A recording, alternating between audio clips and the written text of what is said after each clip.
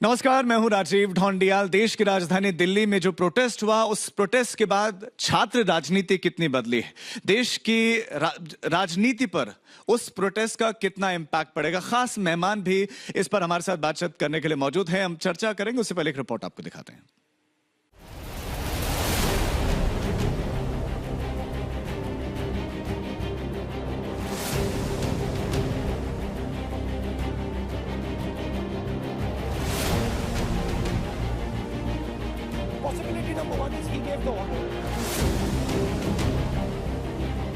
कांग्रेस जनता party के paper leak के खिलाफ हुए आंदोलन में पीएम मोदी के खिलाफ कई युवाओं ने अपशब्द का इस्तेमाल किया था, जिनकी पहचान कर पुलिस कार्रवाई की तैयारी कर रही थी। लेकिन 31 जुलाई की रात पीएम मोदी ने इंस्टाग्राम पर एक वीडियो पोस्ट कर युवाओं को माफ कर दिया। पीएम मोदी ने कहा कि ये भटके हुए युवा हैं, लेकिन हैं तो हमारे बच्चे ही, इसलिए मैं उन्हें अपशब्दों के लिए माफ करता हूँ। जो कुछ भी हुआ देश और दुनिया ने देखा है। कुछ शरारती बच्चों ने भद्दी भद्दी गालियां बोली, किसी भी सभ्य समाज को शोभा न दे ऐसे शब्दों का प्रयोग किया गया। समय है इन बच्चों को गले लगा करके राह दिखाने का।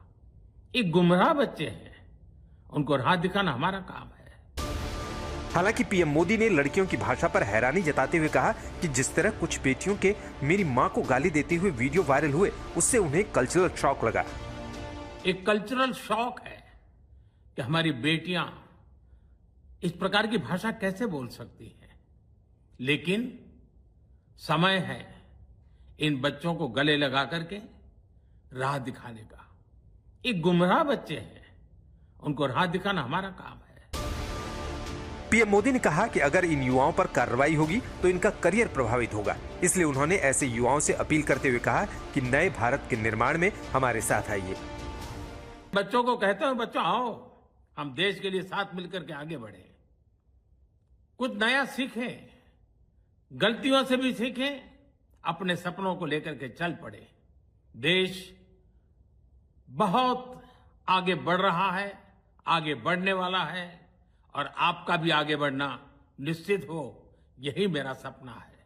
मैं आपके लिए जीता हूं, आपके उज्जवल भविष्य के लिए खपता हूं। आओ हम मिलकर के देश को आगे बढ़ाएं।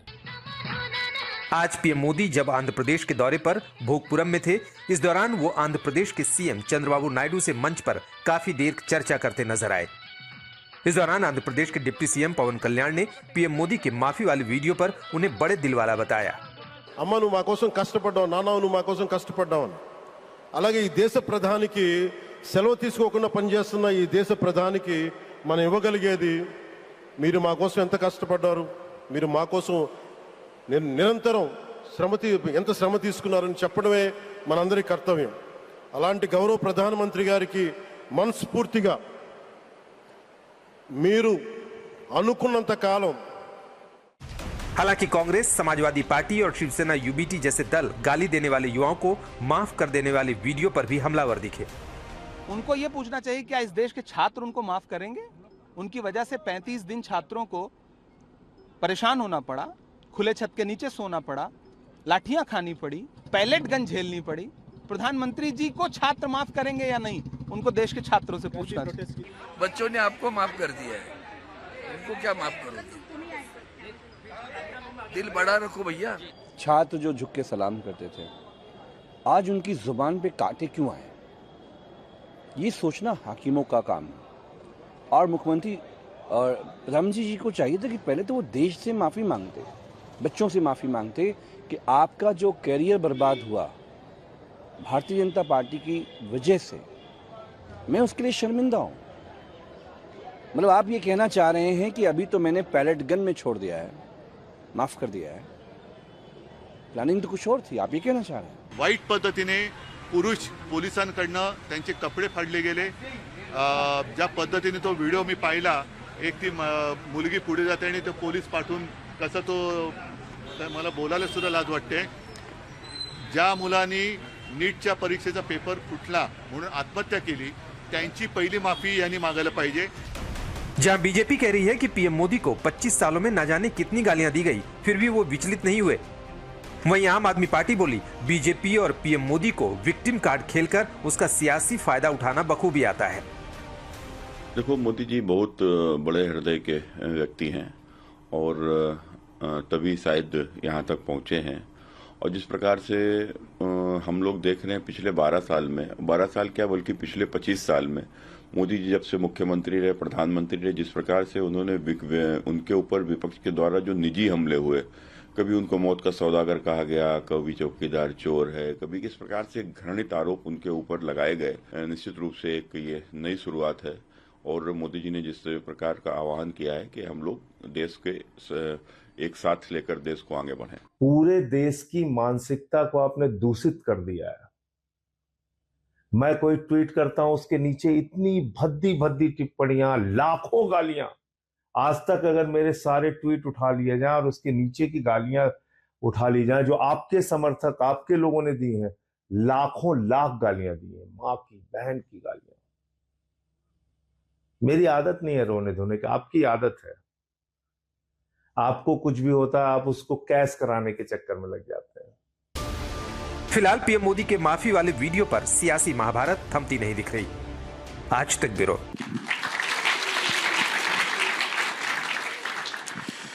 तो जेन जी की बात हो रही है और जेन जी के प्रदर्शन के बाद जेन जी की बहुत चर्चा, लेकिन अब हम जेन जी से आगे बात छात्र संगठनों की करेंगे। यूनिवर्सिटी के लेवल पर इस प्रदर्शन का क्या इम्पैक्ट होगा और उस प्रदर्शन का देश की राजनीति में किस तरह का इम्पैक्ट होगा, और स्टूडेंट लीडर्स आज हमारे साथ में मौजूद हैं, उन्हीं के साथ इस विषय पर चर्चा करेंगे। जोरदार तालियां हो जाएं। हमारे साथ एबीवीपी का पक्ष रखेंगे सार्थक शर्मा, हमारे साथ जामिया मिलिया इस्लामी यूनिवर्सिटी के स्टूडेंट तौकीर आलम हैं, तालियां इनके लिए भी। अखिलेश यादव हमारे साथ हैं, स्टूडेंट हैं जेएनयू से। तालियां अभिषेक कुमार के लिए भी हो जाएं, जो कि एएसएपी से जुड़े हुए वाइस प्रेसिडेंट हैं। हमारे साथ नेशनल कन्वीनर युवा चेतना के रोहित कुमार सिंह हैं, और हितेश गुलिया हमारे साथ, डूसू प्रेसिडेंट एनएसयूआई। सार्थक, आज चर्चा की शुरुआत आपसे करते हैं कि भाई आपका जो संगठन है वो माना जाता है कि सत्ता से जुड़ा हुआ संगठन है। देश की राजधानी दिल्ली में इतना बड़ा प्रोटेस्ट हो गया जहां पर अलग अलग यूनिवर्सिटी से इतने छात्र आ गए, आप लोगों को पता ही नहीं चला कि छात्रों में इतना गुस्सा है, इतना आक्रोश है, और आपको भी जंतर मंतर पर पता चला। सबसे पहले यहाँ उपस्थित सभी दर्शकों को मेरा नमस्कार। तो आपने पूछा हमें पता नहीं चला, नीट का पेपर हुआ 3 मई को, नीट के पेपर लीक होने की सूचना प्राप्त हुई 12 मई को, और 13 मई को एनटीए के दफ्तर के बाहर अगर कोई पहला छात्र संगठन था जो प्रदर्शन कर रहा था, जो एनटीए के डीजी का इस्तीफा मांग रहा था, वो अखिल भारतीय विद्यार्थी परिषद था। और उसका प्रूफ आज जिस स्टूडियो में हम बैठे हैं, उस इंडिया टुडे की मैगजीन ने हमें कवर पेज पे कवर किया है। तो मुझे बताने की आवश्यकता नहीं है कि हमने प्रदर्शन किया या नहीं किया। हमने प्रदर्शन किया, हमने एजुकेशनल रिफॉर्म्स की बात करी, हमने इंस्टीट्यूशनल रिफॉर्म्स की बात करी, हमने सीबीआई इंक्वायरी की डिमांड करी अपने 13 मई वाले ज्ञापन में, जिसमें सीबीआई इंक्वायरी हुई, 14 लोग उसमें गिरफ्तार हुए। हमारी मांग थी कि निःशुल्क दोबारा से बिना रजिस्ट्रेशन फीस के वो पेपर कराया जाए, ताकि जिन छात्रों के भविष्य के साथ नुकसान हुआ है, जिनका नुकसान हुआ है, उनको दोबारा एग्जाम देने के लिए एक फेयर चांस मिले। और नीट का ये पेपर लीक हुआ, ये बहुत ही दुर्भाग्यपूर्ण था, पर इसके दोषियों को कड़ी से कड़ी सजा मिले, सभी छात्रों को free and fair transparent system मिले, और एक अकाउंटेबल इंस्टीट्यूशन मिले, उसके लिए हमने मांग करी। लेकिन छात्रों की अशांति, मतलब आप कह रहे हैं कि प्रयास किया उनको शांत करने का, लेकिन वो शांत तो हुए नहीं। वो शांत तो तब हुए जब उन्होंने सरकार को झुकाया। ये तो एक नेक्सस था जी। 15 मई को बयान आता है, 16 मई को पेपर लीक हो जाता है, 3 मई को, 13 मई को प्रोटेस्ट होता है, सीबीआई इंक्वायरी होती है। जिस आप पार्टी की बात करना चाह रहे हैं या जिसका नाम मेरे मुंह से निकलवाना चाह रहे हैं, वो बनती है 16 मई को एक पूरे एल्गोरिदम के साथ। स्टूडेंट्स डिमांड करें नीट की अकाउंटेबिलिटी, हमारी भी वही मांग है कि नीट का पेपर लीक हुआ है, उस पर अकाउंटेबिलिटी होनी चाहिए। छात्रों की मांग जायज है, लेकिन उन छात्रों की मांगों के अंदर जिस प्रकार का, मतलब छात्रों के कंधे पे बंदूक रख के नैरेटिव गढ़ा जा रहा था, वो गलत है। एबीवीपी छात्रों के साथ है, एबीवीपी छात्रों की ही बात करती है। आप हमारी प्रेस रिलीज देखिए, आप हमारे प्रदर्शन देखिए, ठीक है। हमने from the first day NEET students के लिए बात करी। अखिलेश, क्या एबीवीपी एक छात्र संगठन के रूप में अपने काम को सही से कर पाया, निभा पाया? वो नेक्सस भी कर रहे हैं, तमाम दूसरी तरह की अकाउंटेबिलिटी की बात भी कर रहे हैं, और सरकार ने उन्हीं तमाम बातों को तो फिर लास्ट में माना ही है। इसका जवाब हम जो ऑडियंस बैठी है उस पर हम छोड़ देते हैं। दूसरा यह है कि जैसा कि हमारे विद्यार्थी परिषद के भाई सार्थक जी ने कहा, इनका इस आंदोलन में उतना ही योगदान था जितना योगदान स्वतंत्रता संघर्ष के दरमियान आरएसएस का था, नाखून कटाने बराबर। एक दूसरा यह चीज है कि यह जो आंदोलन था यह स्वतः स्फूर्त था। युवाओं की बेबसी है, युवाओं की लाचारी है, छात्र जो इस सिस्टम से बिल्कुल ही इसके उदासीन रवैये से पीड़ित था। आपको हम बताना चाहेंगे कि बसों में, ट्रेनों में जेब में 200 रुपए हैं, 300 रुपए हैं, कोई इलाहाबाद से आ रहा है, कोई बेंगलोर से आ रहा है, कोई पटना से आ रहा है, कोई उदयपुर से आ रहा है, बैरिकेडों पे सो रहा है, जमीनों पे सो रहा है। आखिरकार उसकी क्या मांग थी? भाई ने बोला अकाउंटेबिलिटी। अकाउंटेबिलिटी का हम समर्थन कर रहे हैं। अकाउंटेबिलिटी तय होनी चाहिए। इतने 89 से ऊपर पेपर लीक हो चुके हैं, किसकी अकाउंटेबिलिटी तय होगी? धर्मेंद्र प्रधान ने इस्तीफा दे दिया, लेकिन उससे क्या? इस सड़ा गला सिस्टम है, जो एक कंप्रोमाइज्ड तरीके से काम कर रहा है, जो एनटीए जो कि प्राइवेट संस्थान है, लगातार आप देख रहे हैं कि पेपर लीक पे लीक हो रहे हैं, लेकिन उसकी जवाबदेही नहीं तय हो रही है, उसके ऊपर कोई कार्रवाई नहीं हो रही है। छोटी मछलियों को आप पकड़ करके थोड़ा बहुत कार्रवाई कर दिए, उसके बाद आप पुनः ढक के 3 पात आ गए। सवाल यह है कि आप देखेंगे कि लगातार छात्र राजनीति का जिस हिसाब से वर्तमान सरकार गला घोट रही है, लगभग छात्र संघ के चुनाव बंद हैं, चुनाव नहीं हो रहे हैं, कोई स्टेज नहीं प्रोवाइड कराया जा रहा है। ऐसे दौर में जब जैसे गांव में एक ढिबरी होती है, कई साथी हमारे ग्रामीण परिवेश के होंगे, जब लास्ट में जब उसका तेल खत्म होने को रहता है तो डब लुप आती है। तो छात्र राजनीति का इन्होंने यह हस्र करने का प्रयास किया, और ऐसे दौर में इतना बड़ा छात्र आंदोलन हुआ, यह सभी के समझ से परे। और आजकल हमारे देश के जो महामानव हैं प्रधानमंत्री नरेंद्र मोदी जी, आजकल जेनजी आ गए हैं, आजकल इंस्टा पे रील बना रहे हैं, हेलो फ्रांस कर करके आ रहे हैं। तो ये जो हेलो फ्रांस है, ये बच्चों की नैतिक जीत है कि आपको आकर के जवाब देना पड़ा। जो राजनाथ सिंह कहते थे कि हमारे यहाँ इस्तीफे नहीं होते हैं, तो ये जेनजीज की, ये छात्र आंदोलनों की ताकत हुई कि इस्तीफा भी हुआ और आने वाले समय में अकाउंटेबिलिटी भी तय की जाएगी। रोहित, मैं इस पर चाहता हूं कि आप जवाब दें कि भाई वो कह रहे हैं कि छात्र आंदोलनों को सरकार को चलने का प्रयास लगातार करते रहे है, चुनाव नहीं होने दे रही है सरकार। देखिए, 1974 के जेपी मूवमेंट के गर्भ से निकले हुए उस समय के तत्कालीन सभी वरिष्ठ राजनेता, जो बाद में उत्तर प्रदेश, बिहार और देश के विभिन्न प्रदेशों में मुख्यमंत्री के पद को सुशोभित जिन लोगों ने किया, उन लोगों ने ही अपने कालखंड में विद्यार्थियों की राजनीति का गला घोंट कर षड्यंत्रकारी तरीके से पताछेप करने का पूरा प्रयास किया, दुस्साहस किया। जिस सीढ़ी से ये लोग छत पर गए, उसको बुलेट लगाकर, बम लगाकर, डायनामाइट लगाकर उड़ाने का काम किया। लोकनायक जयप्रकाश नारायण जी के आंदोलन में शामिल स्वर्गीय मुलायम सिंह यादव जी हों, या बिहार में हमारे सजा याफ्ता श्रीमान लालू प्रसाद यादव जी हों, इन तरह के सभी बड़े नेता जेपी के स्टूडेंट मूवमेंट से निकले, कांग्रेस के दमनकारी हिटलरशाही परिवारवादी नीतियों के खिलाफ निकले। और इन लोगों ने जब सत्ता के शिखर की प्राप्ति की, तो सत्ता के शिखर की प्राप्ति के उपरांत देश के जो आम नौजवानों का मनोभाव था, जिन आम नौजवानों और विद्यार्थियों के समर्थन से ये मंत्री बने, सांसद बने, मुख्यमंत्री बने, सबसे पहले अपने परिवार के व्यक्तियों को राजनीति में स्थापित करने के लिए इन्होंने देश के आम नौजवान, जिनको आप सूत पुत्र भी कह सकते हैं, सूत पुत्र कहने का अभिप्राय है जिनके माता पिता सियासत में न हो, जो गांव की पगडंडियों पर चलता हो, जो किसान का बेटा हो, मजदूर का बेटा हो, वंचित का बेटा हो, समाज के अंतिम व्यक्ति का बेटा बेटी हो, उसकी चिंता इन लोगों ने नहीं की। अब आइए, जो समकालीन छात्र आंदोलन अभी देश में हुआ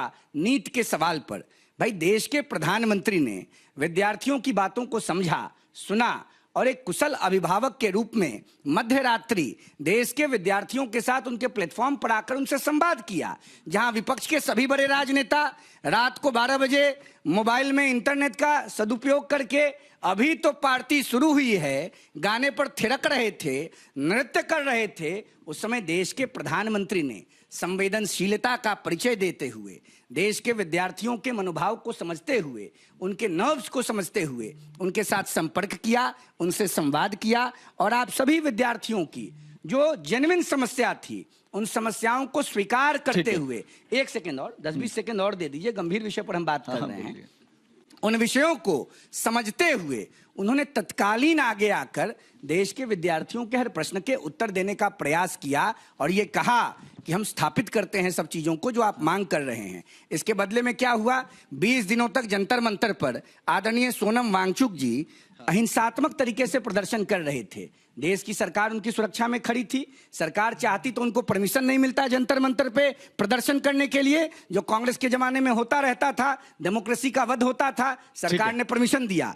क्या हुआ, विपक्ष के बड़े नेता राहुल गांधी यूरोप में, अखिलेश जी का पता नहीं 20 दिनों तक, हमारे बिहार के नौजवान नेता तेजस्वी प्रसाद यादव जी लंबे समय तक अता पता लापता रहे और सरकार ने हाईकोर्ट का निर्देश आने के उपरांत आदरणीय सोनम जी के इलाज को भी सुनिश्चित कराया और सोनम जी के साथ संवाद स्थापित करके उनकी जो मांगे विद्यार्थियों के संदर्भ में थी, बात आगे हितेश मैं चाहता हूं इस पर आप जवाब दें भाई। वो कह रहे हैं कि सरकार ने तत्काल माना। क्या दलील दे रहे हैं? ठीक है सर, हो गया, मैं आता हूं आपके पास। लेकिन हितेश, क्या वाकई तत्काल माना? क्योंकि इतने दिन बीते और उसके बाद ऐसा लगता है कि सरकार ने ही उस आंदोलन को बहुत बड़ा होने दिया, क्योंकि बाद में जो जनसमूह उसके साथ जुड़ा, पहले स्टार्टिंग के लगभग 19 दिन तक तो नहीं दिख रहा था। तो जैसे ये कह रहे हैं कि वाकई तत्काल सरकार ने एक्शन लिया या बहुत देर की? देखिए, ये ना बीजेपी, एक तो सबसे पहले मैं कहना चाहूंगा कि आज जेनजी पीढ़ी हमारे बीच आ गई है, लेकिन ये कांग्रेस के जमाने से बाहर ही नहीं निकल पा रहे हैं। 15 साल इनको राज करते हुए हो गए हैं, लेकिन ये कभी इंदिरा जी पे चले जाते हैं, कभी नेहरू जी पे चले जाते हैं। हम जेनजी हैं, हम मिलेनियल्स हैं। हमने इमरजेंसी नहीं देखी, लेकिन हमने अघोषित आपातकाल अब जरूर मोदी जी के नेतृत्व में देख लिया। आप जब देखते हैं, ये कह रहे हैं कि तत्काल इन्होंने, मोदी जी ने संवेदनशील होके एक्शन लिया। चाहे बात किसान आंदोलन की हो, चाहे छात्र आंदोलन की हो, जब तक 700 शहादतें नहीं हो जाती हैं तब तक इनकी संवेदनशीलता जागती नहीं है। ये कंडीशन हमारे प्रधानमंत्री की है। जब उन्हें पूछना चाहिए कि छात्र किस परेशानियों से जूझ रहे हैं, वो पूछते हैं कि मेलोडी इतनी चॉकलेटी क्यों है। ये लेवल हमारे देश के प्रधानमंत्री का आज हो गया है। शर्म आनी चाहिए हमारे देश के प्रधानमंत्री को। वो आज इंस्टा की रील्स बना रहे हैं।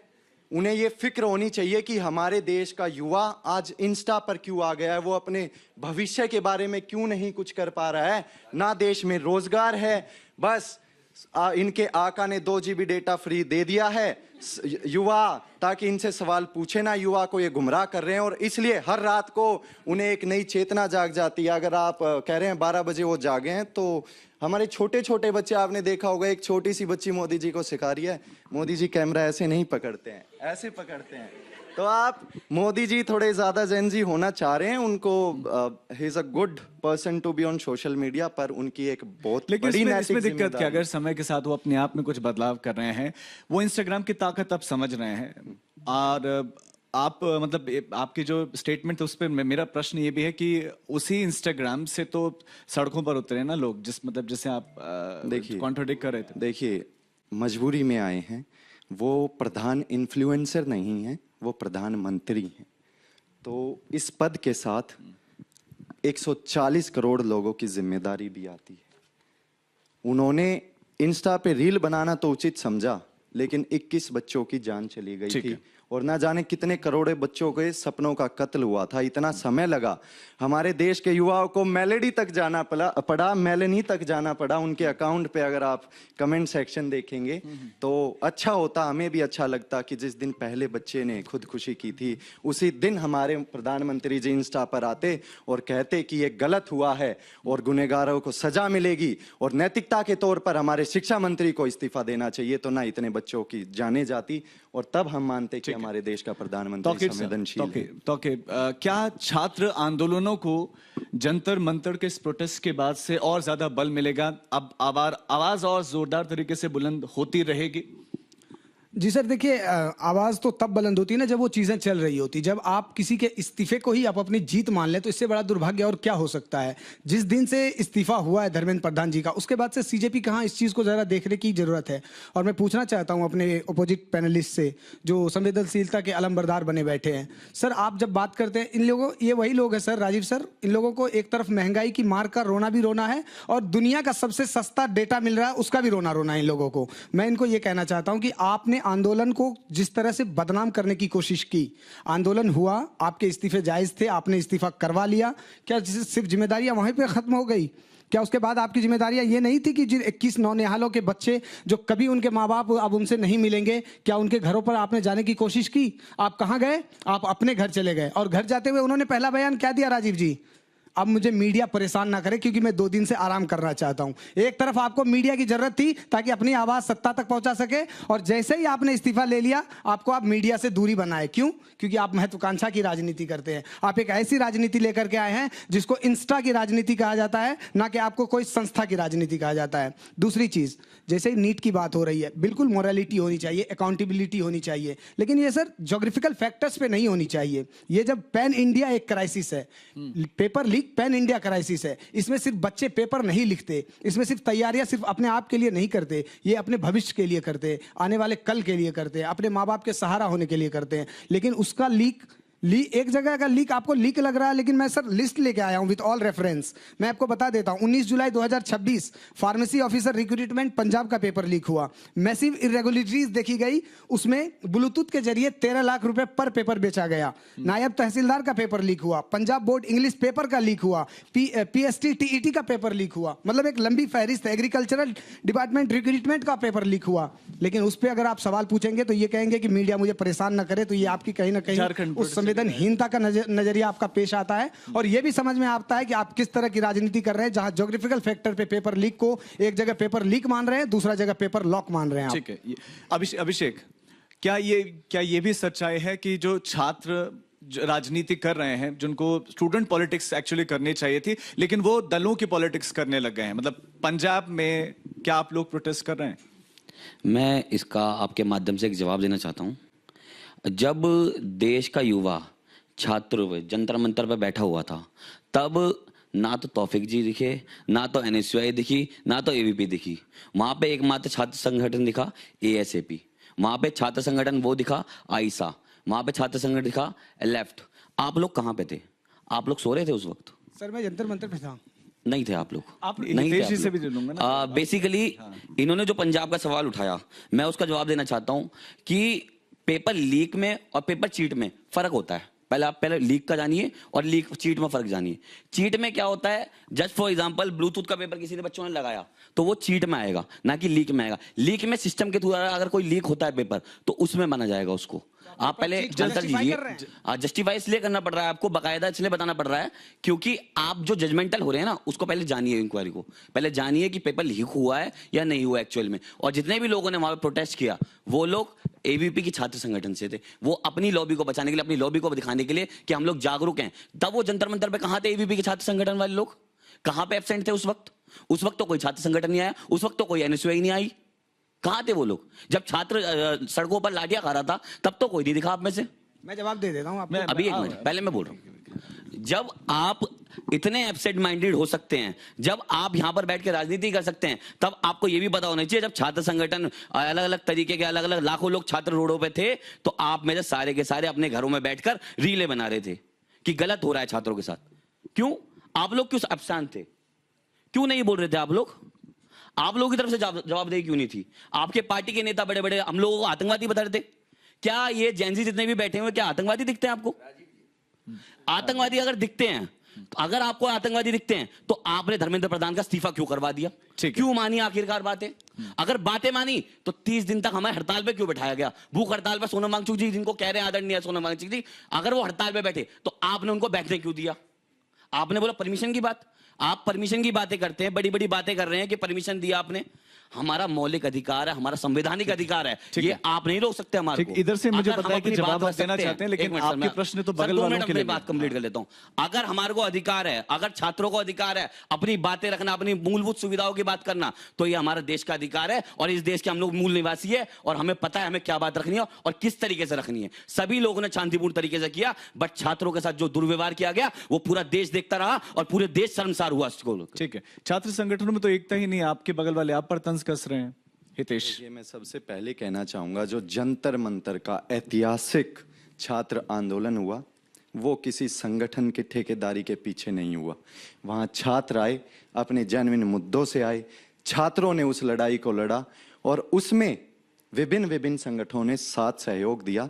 लेकिन मैं इनको कहना चाहूंगा कि आम आदमी पार्टी क्या इतनी कमजोर हो गई है कि अपने बलबूते पे एक भी ये लड़ाई नहीं लड़ पाए और उन छात्रों के कंधे पे चढ़ के कि लाठियां छात्र खाएंगे और उसकी लाइमलाइट हम लेंगे।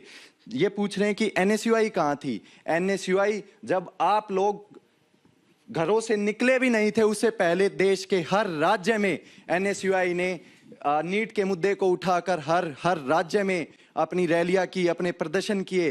राहुल गांधी जी हमारे देश के एलओपी, वो कोटा जाते हैं, वहां कोई राजनीतिक बात नहीं करते हैं, छात्रों के मुद्दे उठाते हैं। हमारे एलओपी जगह जगह जाते हैं, एनएसयूआई जगह जगह प्रदर्शन करती है, यूथ कांग्रेस जगह जगह प्रदर्शन करती है और एसएप सिर्फ छात्रों पर वहां जिस हिसाब से आपका ये, मैं साथ ही कहना चाहूंगा, ये हक नहीं बनता है कि आप सवाल करें एनएसयूआई कहां थी। एनएसयूआई सड़कों पे संघर्ष कर रही थी, एनएसयूआई सड़कों पे लाठियां खा रही थी, हमारे साथी जेल जा रहे थे। एक सेकंड, हम लोग पहले आप लोग डिसाइड कर लीजिए कि आप लोग बात है। एक ही करके आप एक 30 सेकंड बोले, फिर थोड़ा स्टूडेंट्स के भी सवाल आपने कोटा राजस्थान की बात की थी। राजस्थान का एक वाकया हमें याद आता है, शायद आप लोग भी जानेंगे। सचिन पायलट ने एक यात्रा निकाली थी, वो यात्रा जयपुर से लेकर के अजमेर तक निकला था। किस लिए था? वो जेन्युइन मुद्दे पे था, पेपर लीक के मुद्दे पे था। उसका आरोप लगाते हुए आपके तथाकथित मुख्यमंत्री जी ने क्या कहा? मैं जादूगर हूं, मैं सब कुछ ठीक कर दूंगा। कैसे जादूगर थे कि पेपर लॉक लगा हुआ था, उसको पेपर लीक कर दिया। तो यही थी आपकी जादूगरी राजस्थान में। मैं फिर से कहना चाहता हूं सर, आंदोलन के नाम पे जो आप लोगों ने बखेड़ा मचाया है, ये आपको भारतीय इतिहास कभी माफ नहीं करेगा। इसलिए मैं कहता हूं कि आंदोलन के चीरहरण पर जो चुप पाए जाएंगे, इतिहास के कालखंड में सब कायर कहलाएंगे। माइक स्टूडेंट्स के पास भी आ जाए। एक तो ये है कि आंदोलन को बखेड़ा बताने वाले आप होते कौन है?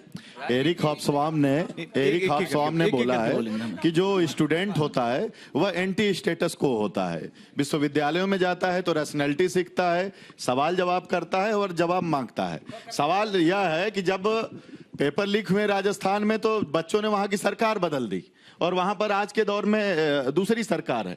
अब सवाल यह है कि 12 सालों से आप है, 89 से ऊपर पेपर लीक हो गए, इधर उधर की बात न कर, बता कारवां क्यों लूटा? सवाल यह है कि आखिरकार कब आपकी अकाउंटेबिलिटी तय होगी? आखिरकार सवाल यह है कि जो महिलाओं के ऊपर जो पुलिस वाले लाठीचार्ज कर रहे थे, उनकी अकाउंटेबिलिटी कब तय होगी? कांग्रेस शासित राज्यों पर मतलब आपके ये प्रश्न कहां राजीव केरल के अंदर नीट का प्रोटेस्ट कर रहे छात्रों पर आपके मुख्यमंत्री ने वाटर कैनन चलवाया, लाठीचार्ज किया। कब मांग रहे हैं इस्तीफा? रेवंत रेड्डी कल तेलंगाना में ये बयान देते हैं, इनके सीएम, कि जो इंजीनियरिंग के स्टूडेंट्स हैं मेरे राज्य के, उन लोगों को एप्लीकेशन तक लिखना नहीं आता। क्यों देते हैं ऐसा जवाब? क्योंकि उन्हें 12,500 करोड़ रुपया जो छात्रों की फीस का रीइंबर्समेंट होता है वो ना देना पड़े। ठीक है, मापदंड मत चलाइए। आप ऐड करिए, फिर मैं एक बार उनके प्रश्न का जवाब देना चाहता हूं। आज हम सब विद्यार्थियों के बीच बैठे हैं, किसने आंदोलन कर लिया, कौन आंदोलन का हीरो हो गया, किस छात्र संगठन या किन नौजवान नेताओं ने बहुत बड़ा मेडल प्राप्त कर लिया इस आंदोलन में, इसकी चर्चा करने के लिए नहीं। देश आज उस चौराहे पर खड़ा है जहां देश को इस बात का मूल्यांकन और विश्लेषण करना होगा, आप सभी नई पीढ़ी के लोगों के गरिमामयी मौजूदगी में, हमें अभिमन्यु को हीरो मानना है या अजमल कसाब को? दोनों जंजी के उदाहरण हैं। हमें प्रहलाद को हीरो मानना है या अजमल कसाब को? शुरू नहीं कर दिए, धैर्य रखिए। आप बोल रहे थे तो हम व्याकुल नहीं हो रहे थे, थोड़ा गंभीरता का परिचय दीजिए। अभिमन्यु ने अन्याय के खिलाफ आवाज उठाई और पाकिस्तान में पैदा लेने वाला पाकिस्तानी जंजी अजमल कसाब ने भारत में हंगामा किया। पाकिस्तान और देखिए, हिंदू मुस्लिम आ जिस गया। प्रकार से देश के प्रधानमंत्री को जंतर मंतर पर खड़ा होकर लगातार गालियां देने का काम किया गया, और कल देश के प्रधानमंत्री ने अभिभावक के रूप में आगे आकर सभी बच्चियों को, बहनों को, बच्चों को क्षमा करने का काम किया। इस बात को समझना होगा। भारत श्रवण कुमार को मानता है, ये बड़ी लड़ाई है, एक घर घर जा करके श्रवण कुमार बनाम कसाब की है, ये लड़ाई अभिमन्यु बनाम कसाब की है। आपको समझना होगा, अभिमन्यु बनाम भारत कसाब माता के ऊपर हमला है। सत्ता की प्राप्ति के लिए व्याकुल राहुल गांधी और अखिलेश यादव इतने व्यग्र हैं कि भारत के नौजवानों के मन मस्तिष्क में प्रवेश करके गलत बातों को फिट करना चाहते हैं। भारत माता के भगत सिंह, अशफाकुल्लाह खान की शहादत को साक्षी मानकर हमको आगे बढ़ना होगा। अगर सबके हाथ में माइक है, रोहित हो गया, राहुल गांधी कल भी थे, आज भी हैं। इन लोग हो गया। रोहित आपकी बात आ गई। देखो, अरे भाई, त्रेता काल में रावण पैदा हुआ, ठीक है, आज भी उस पर चर्चा होता है। कंस पर आज भी चर्चा होता है। क्या फेडर डाउन हो सकता है? क्या यहाँ फेडर डाउन? रोहित हो गया। रोहित क्या मुझे उठना पड़ेगा क्या? नहीं प्लीज रोहित, आप ऐसे प्रोवोक करें। हमारे बीच नए फ्रंट्स आ चुके हैं। एक मिनट रोहित मुझे उठकर आना पड़ेगा प्लीज। रोहित हो गया। रोहित जी हो गया। रोहित आपका फेडर डाउन है, आवाज नहीं जा रही है, आपका आवाज नहीं जा रही, रुक जाओ। आपकी भी नहीं जा रही आवाज, रुक जाइए। देखिए, मतलब आप लोग मुझे याद है ना, आप लोग मीडिया का मजाक बनाते हैं कि मीडिया कैसे डिबेट करता है। अब आप देखिए, आप पैनल का हिस्सा हैं, आप पैनल का हिस्सा और पैनल का हिस्सा रहते हुए आपका व्यवहार कैसा है। मतलब आपको यहाँ से स्टूडेंट भी देख रहे हैं ना कि आप क्या गंभीरता से अपनी बात रख रहे हैं, क्या लॉजिक है, ये तरीका सही नहीं ना। मतलब अखिलेश राहुल गांधी करते हैं उस प्रकार की कॉपी करने का ठीक, प्रयास मैं चाहता हूँ कि तार्किक रूप में अपनी बात करो। आप जेएनयू से आते हैं, आपको मैं समय दे रहा हूँ। मैं उनको भी कह रहा हूँ, मतलब आप एक तरीके से अपनी बात रखिए। आपको आज तक ने मंच दिया है, बिल्कुल जेएनसी की बात रखिए। माइक, अब आप माइक हाथ में लीजिए। अरे भाई, अच्छा बताइए ना, अजमल कसाब की आयु क्या थी? पाकिस्तानी जंजी नहीं था क्या? अभी तय करेंगे कौन जंजी होगा कौन नहीं होगा। आतंकवादी दिख रहा है। अजमल कसाब इस देश जो का ही जंतर होगा। मंतर पर प्रोटेस्ट करने आए वो आतंकवादी इस व्यक्ति को दिख रहे हैं। भाई, अपने चश्मे का नंबर बदलो। एक बोलने से होगा। दूसरा है अखिलेश यादव से बड़ा जो उत्तर प्रदेश के आप दोनों ही बोल रहे हैं, आप दोनों ही बोल रहे हैं। रोहित, आपकी आवाज नहीं जा रही है, माइक आपका ऑडियो डाउन है, आपका फेडर डाउन है। नहीं, प्लीज एक मिनट, अभी मैं चूंकि इनकी तरफ सवाल थे, और लेकिन मैं चाहता हूँ 40 सेकंड में फिर माइक जो है कुछ स्टूडेंट्स के भी हम सवाल सुनेंगे, ठीक है? आप इसका जवाब दीजिएगा। हाँ दूंगा, देंगे सारे। यहाँ प्रॉपर सबको समय मिलता है, बहुत ज्यादा समय मिला है रोहित, आप ऐसा नहीं कह सकते। मैं सबको समय बराबर दूंगा। हेलो, सवाल थोड़ा गंभीरता में आते हैं। हेलो फ्रांस पे नहीं जाएंगे। बात आती है जिस विचारधारा की ये हिमाकत कर रहे हैं, हमारे बगल में सार्थक जी भी बैठे हुए हैं। इनका इतिहास यह है, आजादी के आंदोलन में जब महात्मा गांधी जी के ऊपर नथुराम गोडसे ने गोलियां चलाई, तो ये वही लोग हैं जिन्होंने मिठाइयां बांटी। नहीं, इतिहास में नहीं जाना मुझे, मैं इतिहास में नहीं जाना चाहते हैं। वापस आइए, वापस आइए। देखिए का निर्माण कैसे हुआ। एक मिनट, के खिलाफ लड़ने अखिलेश, रोहित, अखिलेश, सबका फेल डाउन। मैं कह रहा हूँ कि देखिए, उन्होंने भी कहा था कि नेहरू वगैरह के बाद, मैं चाहता हूँ कि इतिहास में ना जाए, वो भी ना जाए, आप भी ना जाए। अरे सामने आपके पीढ़ी बैठे हुए हैं, सामने आपके स्टूडेंट्स बैठे हुए, जेनजी बैठे हुए, उनकी बात करिए ना, उनकी बात करिए ना भाई। नहीं, उनकी बात करिए, आप उनकी बात करिए। मैं इनके कागज लेके आया हूँ, ये बेचारे बड़े जोर शोर से अभी हेलो फ्रेंड्स कर रहे हैं। इनसे पूछो, केरल में इस्तीफा ले रहे हैं, हाँ या ना? रेवंत रेड्डी से माफी मंगवा रहे हैं, हाँ या ना? छात्रों की गूंज का भी जिक्र आया। छात्रों की गूंज का पोस्टर बॉय कौन? राहुल गांधी। उसी छात्रों की गूंज में भोपाल में इन्हीं का कार्यकर्ता, ठीक है, अपनी कार्यकर्ता एसटी छात्रा का रेप करता है। सुनिए ना, इनका बयान आया नहीं आया? पार्लियामेंट में इनका राष्ट्रीय अध्यक्ष, इनका राष्ट्रीय अध्यक्ष 2015 में राजस्थान में एफआईआर है, खुद चीटिंग का सरगना है। इनका वर्तमान का राष्ट्रीय अध्यक्ष के ऊपर एफआईआर है राजस्थान यूनिवर्सिटी में, ठीक है। पेपर अंदर कोई और दे रहा था, चीटिंग की एफआईआर है। अरे भाई साहब, ये देश के अंदर, ये सरकार तो 14 में आई है, उससे पहले के यही लोग हैं जो परीक्षा प्रणाली में लीक करते हैं। मैं तो सरकार से आग्रह करता हूं, एनएसयूआई वालों की छानबीन करो, इन्हीं के अध्यक्ष और यही लोग चोर मिलेंगे। स्टूडेंट के सवाल प्लीज, मैं इधर इशारा हूं। आपका क्या सवाल है? आपका नाम बताएं। बहुत FIR नंबर दिखाओ। स्टूडेंट के सवाल। सर मेरा नाम कीर्ति सिंह है। तो मेरा ये क्वेश्चन है कि मतलब किससे आपका सवाल? ये मेरा सवाल सबसे है। अच्छा, ठीक है। हाँ। तो मेरा ये सवाल है कि मतलब टॉप 3 अगर आपकी गवर्नमेंट डिमांड पूरी करने को रेडी हो जाए तो आपकी टॉप 3 डिमांड्स क्या हैं? और मेरा दूसरा क्वेश्चन है, ये जो प्रोटेस्ट हुआ इसके बाद में हमारी लाइफ में क्या पॉजिटिव इम्पैक्ट आया है? डन, ठीक है। मैं जवाब देता हूँ। आपने आपकी बात है ना, एक मिनट इधर भी लेता हूँ। हितेश पहले अवसर में आपके पास नहीं आया था, आप बताइए क्या पॉजिटिव इम्पैक्ट आया? आप तो मतलब उसका क्रेडिट भी बहुत ले रहे हैं, मुझे बताएं। आप बहुत क्रेडिट ले रहे हैं प्रोटेस्ट का, लेकिन बताइए क्या इम्पैक्ट आया उनके जीवन में पॉजिटिव? बता देता हूँ। पहला, अकाउंटेबिलिटी इनकी उन्होंने बात कर रहे हैं, बहुत सारे सभी लोग बोल रहे हैं अकाउंटेबिलिटी तो तय हो गई। इन्हें ये तो पता चल गया, जिनके जो राजनाथ सिंह जी जो इनके मंत्री हैं, जो बोलते थे कि हमारी सरकारों में कोई इस्तीफा नहीं होता, तो इस्तीफा तो देना पड़ गया इनको। ठीक है। जेंजिस की पावर भी दिख गई कि जहां पर ऐसा लगता था कि देश में सुनवाई नहीं होती, जो किसानों ने आंदोलन किया 1 साल 2 साल तक बैठे रहे, 700 लोगों की शादी हुई, उसमें कोई जवाबदेही नहीं थी इनकी। लास्ट में आकर बिल पास करना पड़ गया इनको। But at the end solution क्या हुआ इसकी? एक तो पहली जीत हुई जैनजीस की, आप सभी को मुबारक हो कि आज जवाबदेही दे रही है सरकार। आप देखो, होते तो 30 दिन बाद 30 दिन बाद देखिए 30 दिन बाद जवाबदेही दे रहे हो आप लोग। समस्या है। एक मिनट प्लीज, ये सरकार बोलने ही नहीं देती है। मुझे लगता है कि घमंड से बात मुझे लगता है शर्म की बात है। सार्थक, जिन छात्रों ने अगर आप 30 दिन बाद पकड़ने के लिए इन्होंने आपातकाल लगा दिया। मुझे खड़ा होना प्लीज फेडर डाउन नहीं जा रही आवाज यहाँ चिल्ला के सार्थक प्लीज। देखो मैं एक minute please. Abhishek please. Abhishek समय बर्बाद कर रहे हैं, ऐसे लड़के समय बर्बाद ना करें प्लीज। आपकी आवाज वैसे भी नहीं जा रही, आपकी आवाज वैसे नहीं जा रही। मैं एक मिनट, नहीं मैं कह रहा हूँ, देखो आप सबके साथ, सबके हाथ में माइक है, इसका अर्थ ये नहीं ना पेपर लीक हो चुके अभी तक। प्लीज नहीं जा रही आवाज, नहीं जा रही अभिषेक, अभी नहीं जा रही है। जब आपका टर्न आएगा मैं आपको समय दूंगा, उसी समय बोले, और कोई इंटरप्ट ना करे प्लीज। मतलब यही तरीका सही है, इंटरप्ट कोई किसी, मैं किसी को रोक रहा हूँ, टोक नहीं रहा हूँ, पूरा बोलने दे रहा हूँ। मैं वही कह रहा हूँ, मैं आपको भी कह रहा हूँ कि कोई किसी के बीच में टोके ना। एक स्टूडेंट का सवाल ले लेते हैं। गुड आफ्टरनून, मेरा नाम साहिबा है। मेरा क्वेश्चन सर से है। कौन सर? रोहित जी से है क्या? जो बच्चे अपने हक के लिए, ये जो जंतर मंतर प्रोटेस्ट हो रहा है, वो अपने हक के लिए लड़ रहे थे, फिर उनको क्यों आतंकवादी बोला जा रहा था? अगर उनको आतंकवादी बोला जा रहा है तो ये पाकिस्तान बीच में क्यों आ रहा है? जंतर मंतर इंडिया का है, इंडिया में हो रहा है, ये पाकिस्तान की बात क्यों आ रही है यहाँ पे? ठीक है, आपने पाकिस्तानियों आतंकियों की बात सुन ली, आपने इस्तीफा ले लिया सरकार।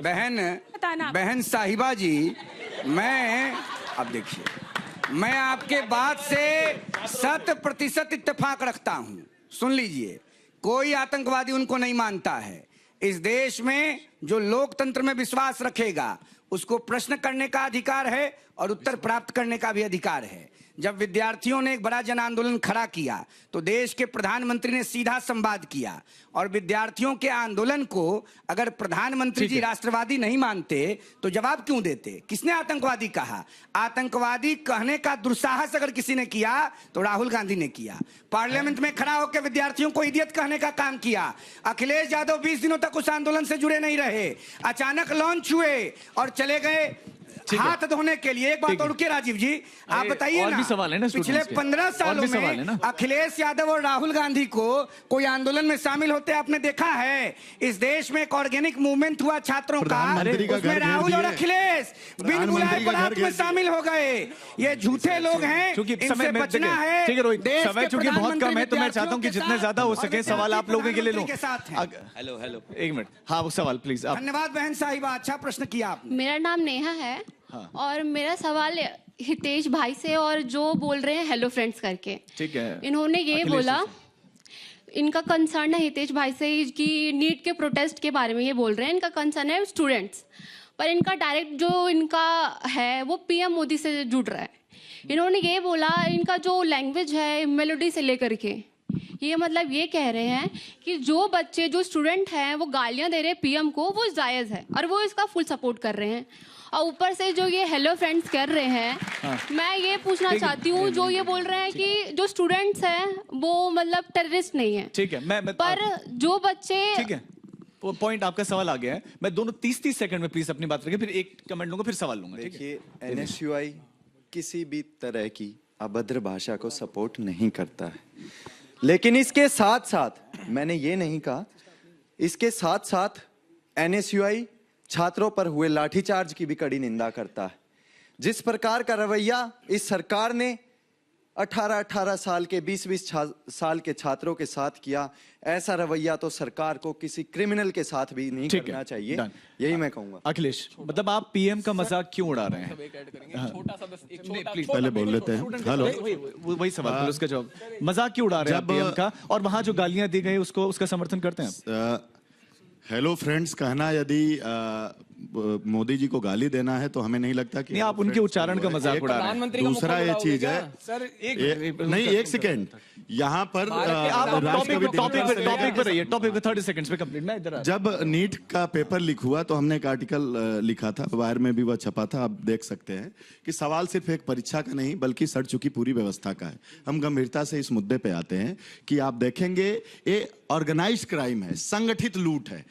जो एनटीए आप देख रहे हैं लगातार पेपर लीक पर लीक कराते जा रहा है। ये जो बच्चे भी जंतर मंतर आए थे तो उनको इस आंदोलन ने एक आशा दी, होप दी। लोग आशा से जुड़ करके आए थे। लोग आप समझ सकते हैं कि ट्रेनों में आ रहे हैं, बसों में आ रहे हैं, सड़कों पे सो रहे हैं। और इस आंदोलन को हमने जो इस आंदोलन का नेचर देखा, तमाम छात्र संगठन को हटा दीजिए, स्वतः स्फूर्त वो जो एनर्जी थी वो अलग एनर्जी थी कि 30-30, 35-35, 50-50 बच्चों का ग्रुप रहा तो पांचों हाथ लगाए, झाड़ू भी लगा रहे हैं। कोई यदि कुछ बोल रहा है तो उसको शांत भी करा रहे हैं। यदि कोई पुलिस आकर के लाठी चलाने आ रही है तो उसको गुलाब का फूल भी दे रहे हैं। तो आपको जो है वह नेचर छात्रों का नहीं दिख रहा है। और वो जो एनर्जी है, यदि उस एनर्जी को लोग नहीं पहचाने तो वह एनर्जी सबको बंगाल की खाड़ी उस प्रोटेस्ट में बहुत सारी पॉजिटिव चीजें दिखाई दे रही, लेकिन आपको उसमें सिर्फ और सिर्फ नेगेटिव क्यों दिखाई नहीं सर, सवाल नेगेटिव का नहीं है। सवाल यह है कि जो आपने कुंठा क्लब के जो लोग वहां पर गालियां जिस तरह से आपत्तिजनक शब्द यूज कर रहे थे, हो सकता है आपकी कुंठा पर्सनल हो सकती है, आप दीजिए।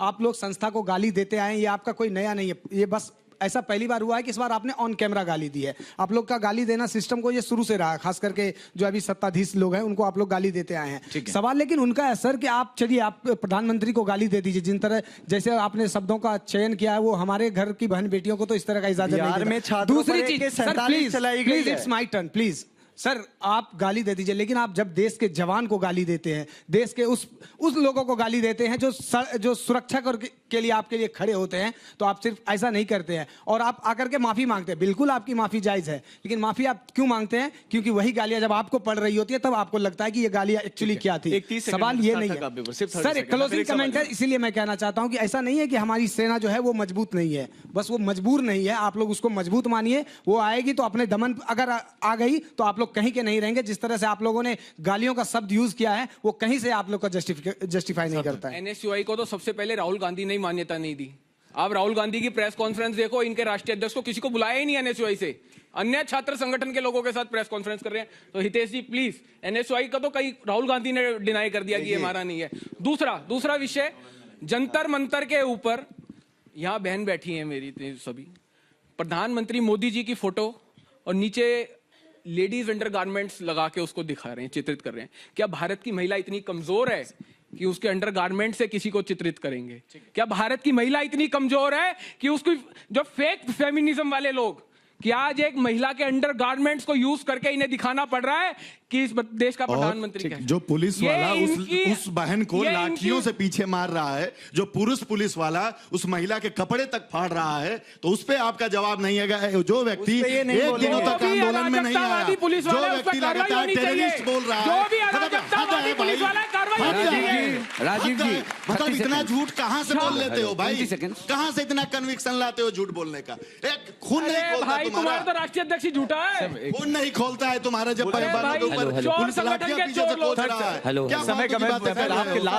राजीव जी 20 सेकेंड्स प्लीज। मैं सार्थक जी का जवाब देना चाहता हूँ। जो गारमेंट वाली इन्होंने बात कही, पहली बात कि आप जो बात कह रहे हैं, पहली बात उसकी पुष्टि कीजिए, और दूसरी बात पूरे देश ने इंस्टाग्राम पे देखा है। राजीव जी रील पे तो कर रहे हो आप, करके आ रहे हो रील पे प्रोपेगेंडा तुम्हारा बीजेपी, इसलिए सरकार तो आ रही है तुम्हारी। प्रोपेगेंडा यही है तुम्हारी, प्रोपेगेंडा तुम्हारा यही है। मत बोलिए प्रोपेगेंडा अभी बोले दीजिए, अभी रुक जाइए राजीव जी सभी विद्यार्थियों, आप ये प्रोपेगेंडा इनकी सरकार में पेपर सुन लीक हो। लीजिए, संगठनों इस का पूरे यहाँ- हिंसक छात्र आंदोलन में ठीक है, कांग्रेस और अपोजिशन ने रोहित जी, उपद्रवियों मुझे को समय इतनी ही इजाजत घुसाकर दे इस रहा है। पूरे आंदोलन मुझे को आप हिंसक सबको इसी बनाने शोर का के बीच में षड्यंत्र रोकना किया। पड़ेगा। आप सभी जुड़े आज तक के साथ, thank you so much. Rohit ji हो गया, थैंक यू सो मच। आप सभी मेहमानों का बहुत शुक्रिया हमारे साथ जुड़ने के लिए। आगे देश और दुनिया की तमाम खबरों के लिए आप देखते रहिए आज तक।